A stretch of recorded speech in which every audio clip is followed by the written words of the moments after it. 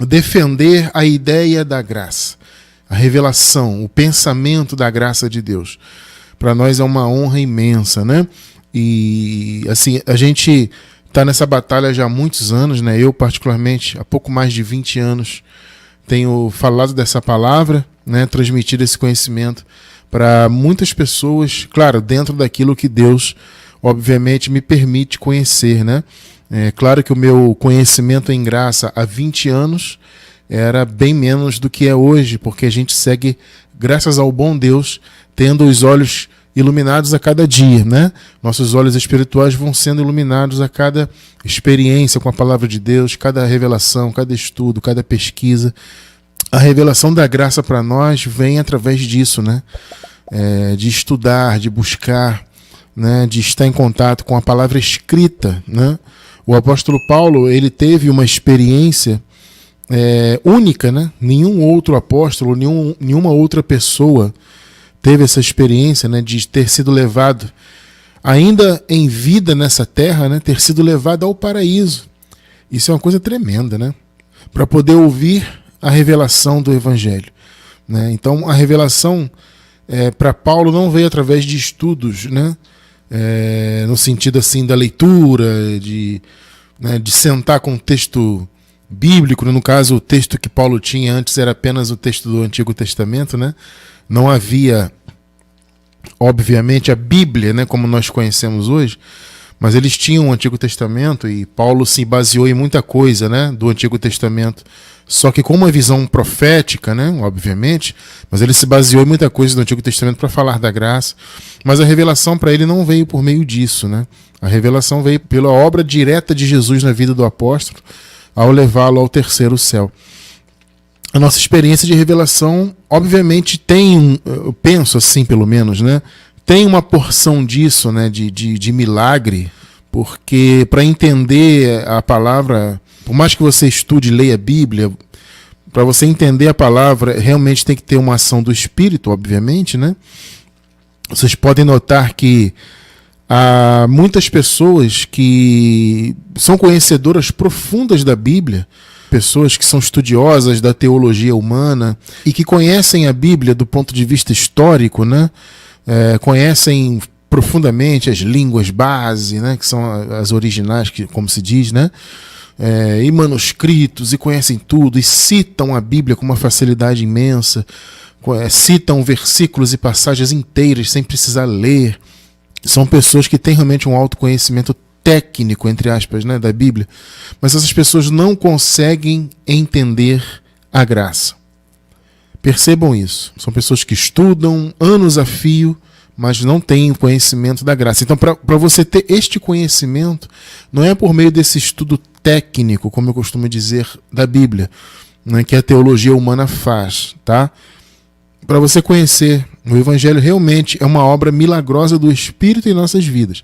Agora, a partir do momento que o Espírito abre o nosso entendimento e nos permite vislumbrar o que é a graça, né? Aí sim começa um processo de revelação por meio de estudo mesmo, de um certo esforço da nossa parte. Claro que o mérito é todo de Deus, obviamente, nós não temos mérito algum nisso, mas deve haver sim, no mínimo deve haver um desejo, uma busca pelo conhecimento. Então, como eu disse, né, há 20 anos, pouco mais de 20 anos, a gente vem estudando isso, né, o Senhor me fez perceber, né, começar a vislumbrar que o Evangelho não era aquilo que eu ouvia, sabe? Começou assim, né? Começou aquela coisa e assim, começou a não bater, né? Muitos irmãos me contam esse testemunho, né? Alguns irmãos entram em contato com a gente e acabam me contando assim, uma experiência parecida com a minha, né? Que a pessoa está lá na chamada igreja, na denominação, mas a pessoa sente que tem alguma coisa errada, o coração dela rejeita algumas coisas, ela começa a implicar com certos bordões religiosos, né? Então o cara está ali, ele está cultuando, entre aspas, né? No sistema, ele vai tomar Santa Ceia, ele faz as cerimônias, ele guarda sábados quando a denominação é desse ritmo, né? De guardar sábado. Então ele guarda sábado, ou ele guarda o domingo, entre aspas, né? Ou ele faz os jejuns, etc. E em algum momento o Espírito começa a trabalhar na vida dele. Aí se pergunta assim, mas o abençoado, quais são os critérios para isso, né? Mas eu não sei. Tá? Ser bem sincero para os irmãos, eu não sei o critério. O único critério que eu entendo é que, obviamente, somente os filhos de Deus, os salvos, escolhidos desde antes da fundação do mundo, é que podem ter o privilégio de entender esse evangelho. Tá? Agora, dizer para você qual o critério para isso é porque nós entendemos que muitos são filhos de Deus, né, salvos para sempre, viverão para sempre, mas não terão conhecimento aqui nesta vida do Evangelho da Graça. Lá na eternidade, claro, todos terão pleno conhecimento. Né? Lá na eternidade não haverá barreiras, tá? Mas aqui na vida terrena são poucos que têm esse privilégio. Aí, se você me perguntar qual o critério, eu não sei. Isso é uma direção de Deus. Eu sei que acontece com algumas pessoas esse incômodo, né? Então, num primeiro momento, muitas pessoas saem, né? Começam a se incomodar, elas saem da igreja que ela está, né? Da denominação, no caso, né? E ela não sabe por quê, mas ela não... Sabe, ela fica se sentindo mal, o pastor prega uma coisa, poxa, mas isso não está correto, mas pô, tem aquele versículo que diz diferente, mas aconteceu isso e aquilo. Então a pessoa começa a se incomodar, e algumas saem, né? Outras insistem e ficam, mas algumas saem. E a pessoa quando sai começa a pesquisar. Hoje em dia tem essa facilidade, né, da internet, de você encontrar informações. Então a pessoa pesquisa, encontra, por exemplo, o nosso canal, o nosso portal, acha um livro nosso aí pela internet, lê o livro e acessa o canal, assiste um estudo, assiste outro. E assim o entendimento vai se abrindo, né? Então, e aí tem aquele processo, a pessoa vai estudando, vai verificando, como Paulo disse, né, conferindo coisas espirituais com espirituais. Então, a pessoa vai crescendo no conhecimento. E graças a Deus, esse processo, né, está na minha vida, por exemplo, falando de mim, né, particularmente, até hoje, graças a Deus. E eu acredito que ficará até o dia que nós partirmos desta vida, né, para a próxima vida e eterna, né? É um privilégio muito grande conhecer a palavra da graça, sabe, conhecer esses mistérios de Deus. Muitas vezes já me questionei, né, por que disso ter chegado na minha vida, né? Essa coisa maravilhosa. Assim, eu me questiono, mas positivamente, tá? Obviamente, né? Mas assim, o meu coração puxa, né? Porque a gente fica se sentindo muitas das vezes tão pequeno, né?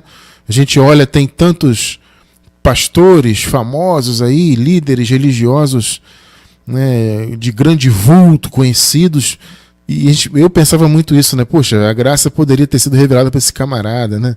Ou para aquele outro camarada lá, porque ele já tem uma legião de seguidores, né? Milhões de membros nas suas denominações, né? Então seria interessante essa pessoa começar a pregar a graça, mas são mistérios que só Deus sabe. Então a graça continua sendo um privilégio ainda de poucos, né? Acredito que nós estamos ainda plantando as sementes, né? Eu acredito que a árvore da graça, metaforicamente falando, né? A árvore da graça sequer começou a nascer ainda, né? Certamente essa palavra correrá muito mais o mundo nas próximas gerações, né? Então nós estamos nesse momento, no meu modo de ver, nós estamos ainda plantando as sementinhas da graça, né? Bem pouco ainda. Então a nossa geração certamente não verá a explosão da graça em algum momento na história da humanidade. Essa mensagem vai ser... E isso eu creio, é uma crença pessoal minha, tá, abençoado? Talvez você possa até não concordar, fique à vontade para isso, porque isso não é doutrinal, é uma coisa pessoal minha. Eu creio que um dia haverá uma explosão de conhecimento da graça, né? Acredito que as religiões vão ruir muito mais, elas não vão acabar. Eu não creio que a religião vai acabar, mas eu não chego a acreditar nisso. Mas eu acredito que elas vão ruir bastante, sabe, as pessoas vão acordar, muitas vão sair dos templos, né? E vão acordar para a realidade do evangelho. Enfim, eu tenho essa esperança no meu coração, só que eu acredito que a nossa geração não verá isso, né? Mas nós estamos aqui plantando as sementes ainda disso, para que futuramente essas sementes venham enraizar, né? E depois darem lugar a plantas e árvores da graça, né? Na metáfora, né? É uma coisa maravilhosa, é um trabalho muito bacana, né? A minha esposa mesmo tem feito muito, usando essa metáfora, né? Ela tem feito muito esse trabalho de plantar, né? Tá fazendo um jardinzinho. E então ela compra várias sementes de plantas diferentes, aí ela estuda como aquela semente funciona, o que tem que ser colocado ali de produto para tal, sabe? E é lindo você ver, né, a sementinha. Um dia desse chegou aí uma semente rosa do deserto, minha esposa adquiriu pela internet, e aí chegou na nossa casa as sementinhas, né? E ela foi, plantou, e daqui a pouco já estava lá germinando, ela fez todo o processo lá. E ela me mostrou, olha que linda aqui e tal. 5 dias parece, né? A sementinha já abriu, já estava ali aquele corpinho inicial, né, da planta. Puxa, que coisa legal, né? Emocionante. Você vê a vida ali acontecendo diante dos seus olhos, né? Muito legal. Então, isso, metaforicamente, eu penso que é isso que nós estamos fazendo hoje, né?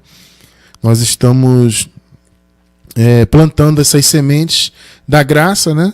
Então, cada pessoa que recebe a palavra é mais uma semente plantada, e ali aquela pessoa já vai falar para um outro, que já vai falar para a família, que já vai, sabe, sentar com um amigo, vamos ler aqui a Bíblia, ó, veja bem como está escrito aqui, etc. Então, é realmente algo maravilhoso esse trabalho da graça, é um privilégio muito grande, e nós temos que agradecer muito a Deus, né, de estarmos aqui nesta posição de propagadores dessa verdade, que é rejeitada ainda por muitos, mas é compreensível, mas que muitos também agora estão começando a acordar e se achegar, né? Graças a Deus por isso, graças a Deus por essa revelação maravilhosa.